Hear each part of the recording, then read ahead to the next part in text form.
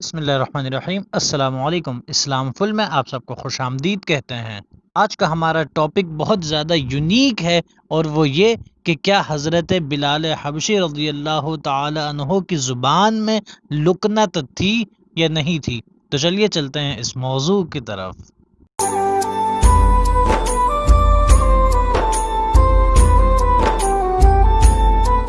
حضرت بلال حبشی رضی اللہ تعالی عنہ جو کہ حضور اکرم صلی اللہ علیہ وسلم کے ایک عظیم صحابی،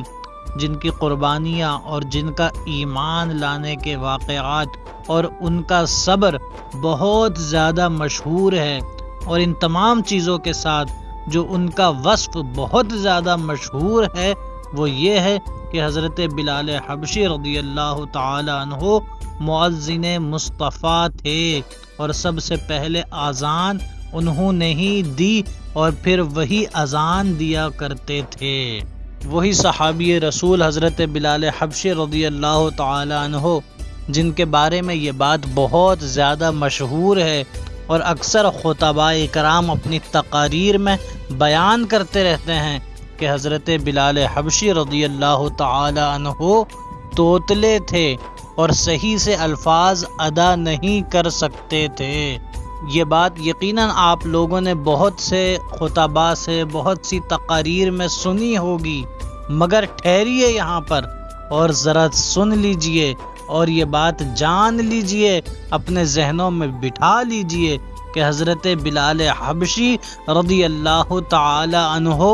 توتلے نہیں تھے، اور جو انہیں توتلا کہا جاتا ہے یا علماء کرام یا خطباء بیان کرتے ہیں، یہ بات بالکل غلط ہے۔ اس حوالے سے حضرت علامہ ابن کثیر رحمۃ اللہ تعالی علیہ نے اپنی کتاب البدایہ والنہایہ کی جلد نمبر 5 کے صفحہ نمبر 139 میں فرمایا ہے کہ حضرت بلال حبشی رضی اللہ تعالی عنہ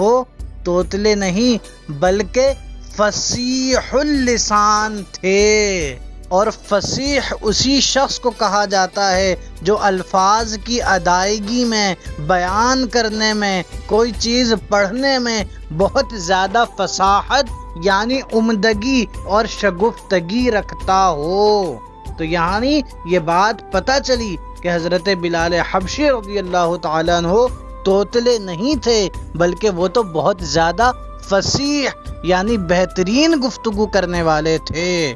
اسی طرح علامہ صالح دمشقی رحمۃ اللہ تعالی علیہ نے بھی سبل الہدی والرشاد میں ارشاد فرمایا کہ حضرت بلال بڑی فصاحت والے تھے۔ یہ تو ہو گئی علماء اکرام کی، علماء متاخرین کی باتیں اور ان کے اقوال۔ اب جان لیتے ہیں براہ راست حدیث مصطفیٰ سے کہ حضرت بلال رضی اللہ تعالی عنہ کی زبان کے حوالے سے رسول اللہ صلی اللہ علیہ وسلم نے کیا ارشاد فرمایا۔ چنانچہ صحیح ابن خزیمہ، سنن دارمی، سنن ابن ماجہ، سنن ابن حبان، سنن ابو داود، مسند احمد بن حنبل، کنز العمال، سنن الکبریٰ اور جامعہ ترمذی کی احادیث پاک میں یہ حدیث ملتی ہے کہ جب اذان کے لیے حضرت عبداللہ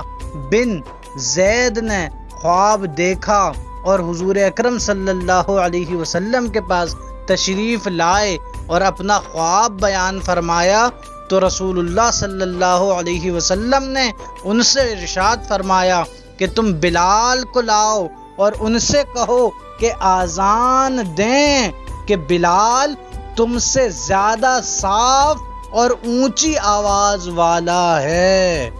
یعنی معلوم ہوا کہ حضرت بلال کی آواز کو جب رسول اللہ صلی اللہ علیہ وسلم دیگر صحابہ سے صاف کہیں تو کیسے ممکن ہے کہ حضرت بلال رضی اللہ تعالیٰ عنہ کی زبان میں لکنت ہو۔ اب یہ بات آپ لوگوں پر واضح ہو گئی ہوگی کہ حضرت بلال حبشی رضی اللہ تعالیٰ عنہ کی زبان میں ہرگز لکنت نہیں تھی۔ السلام علیکم ورحمۃ اللہ۔